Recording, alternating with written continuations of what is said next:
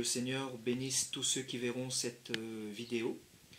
Dieu me met à cœur de partager cette exhortation pour éclairer ceux qui sont encore dans l'idolâtrie, dans le péché de l'idolâtrie. Donc comme vous pouvez le constater, ici nous avons Joseph et Marie. Donc je vais vous montrer un certain nombre de tableaux d'idoles que Satan fait rentrer dans nos maisons pour nous dire que ces idoles-là allaient nous apporter la protection. Ces idoles-là allaient nous protéger. Et il s'avère que c'était tout le contraire qui s'est passé. Donc cette vidéo a pour but d'édifier quelqu'un parce que nous allons voir également ce que dit la Bible par rapport à l'idolâtrie. Donc un peu plus haut, nous avons le frère Scubillon, donc quelqu'un qui a servi Dieu dans les années 1800. Donc dans la Bible, on se dit où est-ce que Jésus-Christ nous a encouragés à représenter un homme sur un tableau, à l'adorer ou à le vouer un culte carrément. À côté, nous avons le pape Jean-Paul II, pour ceux qui se souviennent de lui. Donc pareillement, Jésus-Christ n'a jamais demandé de représenter un apôtre, d'adorer un apôtre. Pierre lui-même dira « Adore Dieu seul, parce que je suis un homme comme toi ». Corneille qui voulait l'adorer, dans Acte 10. Juste à côté, nous avons Jésus-Christ sur la croix avec Marie et Marie-Madeleine. Donc, des représentations des faits historiques, d'il y a un peu plus de 2000 ans. Juste à côté, nous avons l'enfant Jésus dans les bras de Marie. Donc on se dit, mais qui est-ce qui a pris la photo de Jésus quand il était enfant et la photo de Marie, en sachant que l'appareil photo est arrivé dans les années 1800. Donc nous continuons. Ici, nous pouvons voir Marie. Donc bien évidemment, selon les catholiques, Marie selon les catholiques. Parce que personne n'a pris la photo de Marie. Et dans la Bible, on ne retrouve aucun verset qui dit que nous devons vénérer Marie, l'adorer, la rendre un culte, allumer des bougies, essayer de passer par elle pour l'intercession. Juste à côté, nous avons Jésus, donc le Jésus des catholiques, non pas le vrai Jésus. Et nous avons une particularité sur cette image. Les yeux de ce Jésus s'ouvrent et se ferment quand on bouge.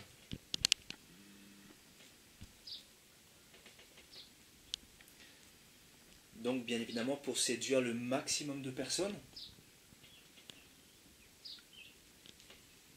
Vous voyez, avec le sang sur le visage, avec la couronne d'épines, pour manipuler le maximum de personnes afin que nous achetions tous ces fétiches qui nous a ensorcelés plus qu'autre chose. Donc un peu plus loin, nous avons le crucifix avec Jésus-Christ dessus. Donc notre Dieu est déjà ressuscité. Et pour les catholiques, il est toujours sur la croix.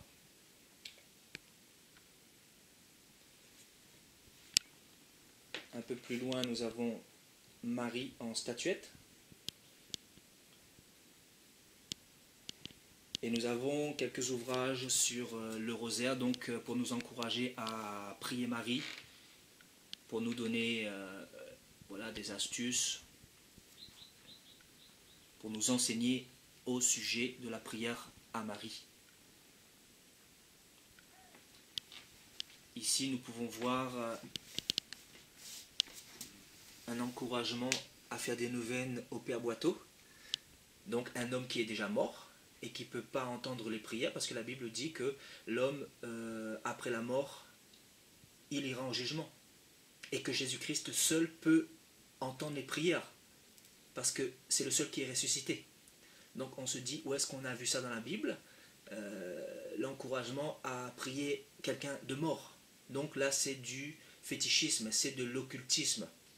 Donc on vous encourage à entrer en contact avec les démons.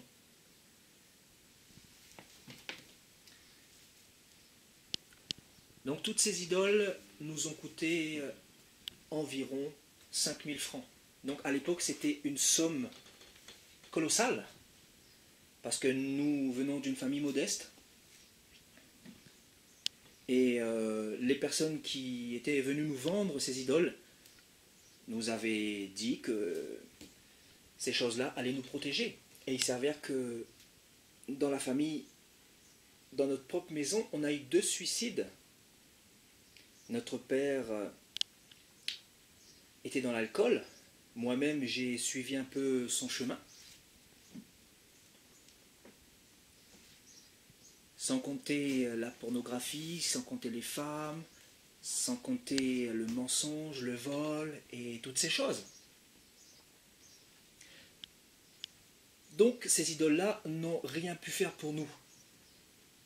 Et nous allons voir pourquoi justement notre famille n'a pas été dans la bénédiction. Nous allons voir dans la parole de Dieu. Que dit la parole de Dieu par rapport aux idoles? Voilà, nous irons dans Exode chapitre 20 à partir du verset 4. Tu ne feras point d'image taillée, ni de représentation quelconque des choses qui sont en haut dans les cieux, qui sont en bas sur la terre, et qui sont dans les eaux plus bas que la terre. Tu ne te prosterneras point devant elles. Tu ne les serviras point, car moi l'Éternel, ton Dieu, je suis un Dieu jaloux, qui punit ce péché des pères sur les enfants jusqu'à la 3e et à la 4e génération de ceux qui me haïssent, et qui fait miséricorde jusqu'à 1000 générations à ceux qui m'aiment et qui gardent mes commandements. Le Seigneur nous dit clairement dans ce commandement que si nous désobéissons et si nous représentons des images taillées, nous serons frappés par la malédiction, nous et nos enfants. Donc il n'est pas étonnant que dans la famille, il y a eu beaucoup de problèmes. Il n'est pas étonnant que nous étions dans le péché avec toutes ces idoles chez nous, parce que ça a attiré plus la malédiction que la bénédiction. Donc aujourd'hui, avec tout ce que l'on a vécu, est-ce qu'on doit se taire et continuer l'hypocrisie et encourager les âmes à partir en enfer? Ou est-ce qu'il faut ouvrir les yeux de tous ces catholiques qui font semblant concrètement? Parce que aujourd'hui, on adore plus la tradition que Jésus-Christ. Donc on nous dit, ceux qui sont dans ce péché-là sont punis par Dieu. Parce que Dieu est un Dieu jaloux et il veut qu'on adore Jésus-Christ seul. Parce que c'est le seul qui est mort et ressuscité. Et Jésus-Christ doit être adoré en esprit et en vérité, nous dira la Bible. Non pas devant une image taillée. Amen. Et donc ceux qui gardent les commandements du Seigneur Jésus-Christ sont bénis par lui. Amen. Maintenant, allons voir dans Apocalypse, chapitre 9, à partir du verset 20.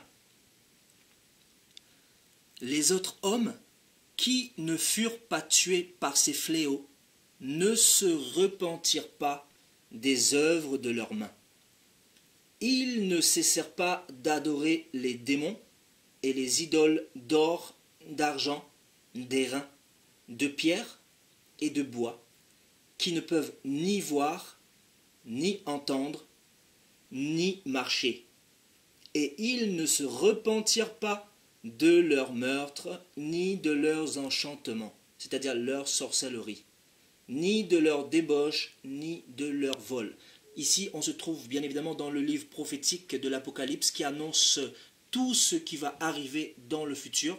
Et on nous dit que tous les idolâtres vont être jugés et châtiés par Dieu. Dieu va les frapper. Donc il est écrit ici, donc les autres hommes qui ne furent pas tués par ces fléaux ne se repentirent pas des œuvres de leurs mains, c'est-à-dire de l'idolâtrie. Ils ne cessèrent pas d'adorer les démons. Donc on va assimiler ici les idoles à des démons. Donc on montre clairement que ceux qui se prosternent devant des dieux faits de main d'homme, c'est-à-dire des images taillées, des crucifix, des vierges, etc., ceux qui prient des saints, sont dans l'idolâtrie et sont sous la colère de Dieu. Donc on nous dit bien, les idoles d'or, d'airain, d'argent, de pierre, de bois, qui ne peuvent ni voir, ni entendre, ni marcher. Donc, malgré les avertissements du Seigneur, ils ne vont toujours pas comprendre. Et c'est pour cela que Dieu va déverser son ardente colère sur Babylone. Babylone qui représente bien évidemment la religion, avec tout le système qui encourage l'idolâtrie par rapport au statut, par rapport aux hommes, par rapport à la religion, par rapport au péché, par rapport aux mensonges et toutes ces choses-là. Donc, effectivement, la Bible dit que les idolâtres seront châtiés par Dieu, parce que Dieu est un Dieu jaloux, et nous l'avons vu tout à l'heure dans Exode chapitre 20 à partir du verset 4. Et donc allons un peu plus loin dans Ésaïe. Donc Ésaïe chapitre 44, donc toujours dans la Bible, au verset 13, à partir du verset 13. Le charpentier étend le cordeau, fait un tracé au crayon, façonne le bois avec un couteau et marque ses dimensions avec le compas. Et il produit une figure d'homme, une belle forme humaine, pour qu'elle habite dans une maison. Il se coupe des cèdres, il prend des rouvres et des chênes, et fait un choix parmi les arbres de la forêt. Il plante des pins, et la pluie les fait croître. Ces arbres servent à l'homme pour brûler. Il en prend et il se chauffe. Il y met aussi le feu pour cuire du pain. Et il en fait également un dieu qu'il adore. Il en fait une idole devant laquelle il se prosterne. Il brûle au feu la moitié de son bois. Avec cette moitié, il cuit la viande, il apprête un rôti et se rassasie. Il se chauffe aussi et dit « Ha ha, je me chauffe, je vois la flamme ». Et avec le reste, il fait un dieu, son idole. Il se prosterne devant elle, il l'adore, il l'invoque et s'écrie « Sauve-moi, car tu es mon Dieu ». Ils n'ont ni intelligence ni entendement, car on leur a fermé les yeux pour qu'ils ne voient point, et le cœur pour qu'ils ne comprennent point. Il ne rentre pas en lui-même, et il n'a ni l'intelligence ni le bon sens de dire « J'en ai brûlé une moitié au feu, j'ai cuit du pain sur des charbons, j'ai rôti de la viande et je l'ai mangé. Et avec le reste, je ferai une abomination. » Donc abomination. Je me prosternerai devant un morceau de bois. Amen. Au verset 20, il se repaît de cendres, son cœur abusé l'égare. Donc l'idolâtrie, c'est l'égarement. Et il ne sauvera point son âme et ne dira point « N'est-ce pas du mensonge que j'ai dans ma main ?» Amen. Donc, ici, on nous montre clairement que Dieu et l'idolâtrie, c'est deux choses différentes. On ne peut pas comparer notre grand Dieu aux idoles, parce qu'il est un Dieu jaloux. Il faut savoir que Dieu est esprit, et que celui qui veut adorer Dieu doit l'adorer en esprit et en vérité. Le Seigneur dira dans Matthieu 6, celui qui veut adorer Dieu, qu'il entre dans sa chambre et qu'il puisse prier à genoux dans le secret, et son Dieu qui voit dans le secret le lui rendra. Donc l'idolâtrie, c'est un péché que Satan a emmené dans nos maisons pour nous plonger dans le péché, dans la malédiction. Parce que son but, c'est de tuer, c'est de détruire, c'est de dégorger. Et dans Apocalypse, chapitre 21,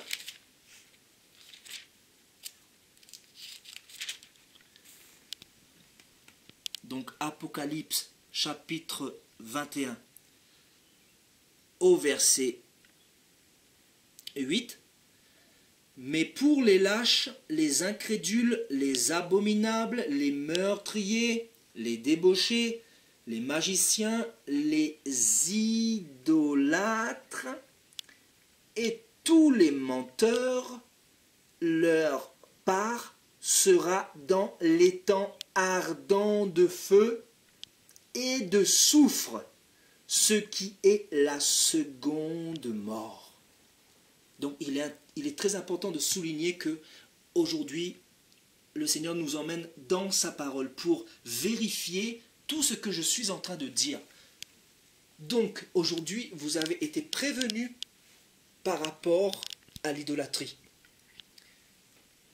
Le Seigneur vous demande d'aller aussi vérifier vous-même ce qui y est écrit, parce que la Bible, elle est la même pour tout le monde. Maintenant, le diable est arrivé pour tordre les Saintes Écritures afin de vous emmener en enfer, de vous faire tomber dans ce piège de l'idolâtrie. Encore une fois, toutes ces choses qu'on nous a vendues ont apporté dans notre maison la malédiction, l'esprit de mort, la pornographie, l'impudicité. Ça nous a plongé dans un endurcissement, dans la rébellion et dans bien d'autres péchés. Donc c'est pour cela, je me permets de faire cette vidéo pour ouvrir les yeux de ceux qui sont encore aveuglés. Le conseil que je veux vous donner, c'est d'ouvrir la Bible et d'aller vérifier vous-même tout ce que je suis en train de vous dire. Sachez que vous avez qu'une seule vie et vous mourrez qu'une seule fois. Et il s'agit ici bien évidemment de l'éternité. Donc l'éternité n'est pas une question de sentiment, de tradition, mais c'est une décision personnelle. Vous devez prendre une décision par rapport à votre éternité. Moi je l'ai prise parce que j'ai été trompé par la tradition, par les hommes, par le pape, par le mensonge, par le diable tout simplement. Et maintenant, Dieu m'a délivré de cela, donc que le Seigneur vous délivre également. Et voilà, j'espère que cette vidéo vous aura éclairé. Demandez à Dieu pardon pour l'idolâtrie. Sortez de là. Parce que Dieu punira tous les idolâtres. La Bible est claire là-dessus. Voilà, tous ces fétiches vont partir à la poubelle parce qu'elles ne sont que malédictions. Toutes ces idoles ne sont que malédictions.